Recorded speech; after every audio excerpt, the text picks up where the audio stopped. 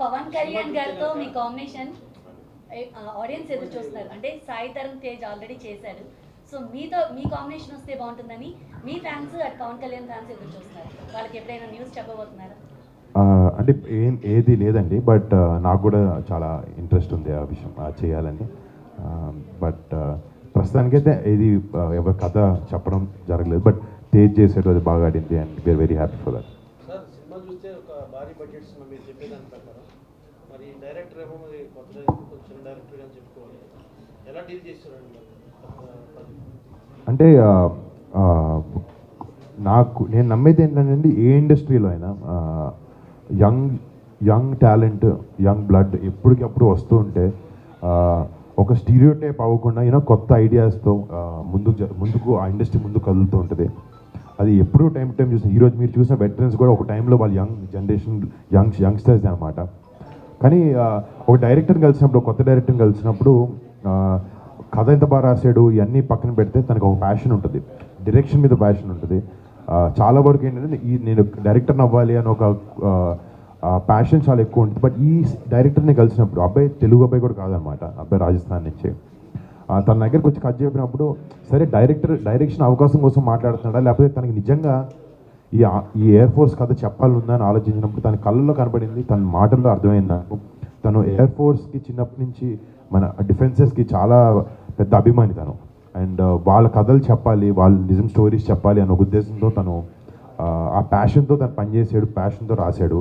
Plus తను నాతో పనిచేయక ముందు కూడా, నా కథ చెప్పక ముందు కూడా తను ఎయిర్ ఫోర్స్తో కానీ ఆర్మీతో కానీ షార్ట్ ఫిల్మ్స్ అన్ని షూట్ చేస్తుంటారు. ప్లస్ తను విఎఫ్ఎక్స్ సూపర్వైజర్ కూడా పనిచేశాడు. అంటే తను ఒకే క్రాఫ్ట్ కాకుండా అన్ని క్రాఫ్ట్స్లో తనకి బాగా హోల్డ్ ఉందని తను కలిసినప్పుడు జరిగింది. ప్లస్ తను ఏంటంటే రాకముందే తనకి ఎయిర్ ఫోర్స్ మీద ఉండే ప్యాషన్తో ఎండ్ రన్ అని చెప్పి ఒక 10 minute షార్ట్ ఫిల్మ్ ఒకటి తీసి, అంటే ఇలాంటి మూవీస్ ఎక్కువ బాలీవుడ్ ప్రేక్షకులు యాక్సెప్ట్ చేస్తారు. మన టాలీవుడ్ వచ్చేసరికి ప్రేమ 4 పాటలు 4 అంటే ఇలాంటి మూవీస్ యాక్సెప్ట్ చేసే అవకాశం ఉందా? అంటే మీరు చేశారు కానీ జనరల్గా మీరు కూడా చాలా సినిమాలు చూసి ఉంటారు. మీకు నేను అనేది ఏంటంటే సినిమాని కరెక్ట్ విధంగా చూపిస్తే, కరెక్ట్ ఎమోషన్స్ పెడితే 100% ఏ ఆడియన్స్కైనా అది మనసుకు దగ్గర అవుతుంది సినిమా. బట్ అంటే ఏ సినిమా అయినా అండి, ఏ నేపథ్యం అయినా తీసుకొని, ఏ బ్యాక్డ్రాప్ అయినా తీసుకొని, ఎమోషన్ స్ట్రాంగ్గా ఉంటే అది ఏ లాంగ్వేజ్ అయినా, మీకు రేపు పొద్దున ఒక హిందీ సినిమా చూపించినప్పుడు మీకు హిందీలో అన్ని పదాలు అర్థం కాకపోయినా, ఒక మలయాళం సినిమా చూసినప్పుడైనా ఎమోషన్ కంటెంట్ బాగుంటే మీకు డెఫినెట్గా మీరు ఆకట్టుకుంటుంది. ఈ సినిమా ఇంతకుముందు ఎందుకు ఎవరు ట్రై చేయలేదో నాకు తెలీదు.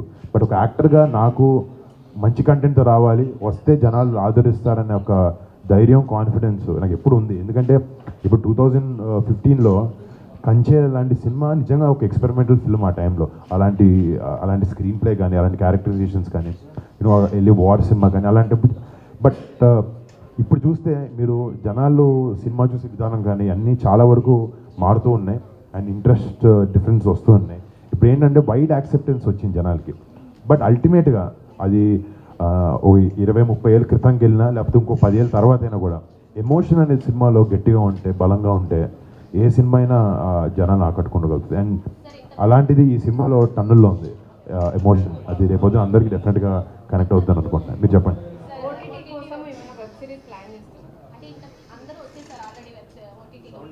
అవునండి, అంటే ప్లానింగ్ అదే ఇందాక చెప్తాను కదండి, ఇండస్ట్రీలో లేకపోతే ప్లాన్ బట్టి ఏది జరగదు. సిచ్యువేషన్ బట్టి ఏదన్నా నిజంగా రావాల్సిన టైంకి మంచి కథ వస్తే అది ఓటీటీ అయినా ఏ స్పేస్ అయినా. అవ్వలేదు డిస్కషన్ జరిగినాయి కానీ అంత నచ్చినవి రాలేదు. సో చేస్తే కూడా మంచి ఇంపాక్ట్ఫుల్. నేను మల్టీ స్టార్ మీరు అడిగితే నేను చేశాను కదండి, గట్టిగా 2 చేశాను కదా. నేను 12 సినిమాలు చేసి అంత 2 చేశాను. బట్ అదే ఎగ్జాక్ట్లీ ఇప్పుడు మల్టీ స్టారర్స్కైనా ఓటీటీస్కైనా మీరు ఇందాక ఎవరైనా పర్టికులర్ యాక్టర్తో సినిమా, అది బాబాయ్ గారితో అన్నారు, లావణ్య గారితో. దీని వెనకాల కథే ముఖ్యం. అదే కథే ఇప్పుడు ఒక స్క్రిప్ట్ వెనకాల మీ పేరు రాస్తుంటుంది అంటారు. రేపు పొద్దున అలా రాసిన మన దగ్గర రావాలి, త్వరగా స్క్రిప్ట్ రావాలని కోరుకుంటున్నాను.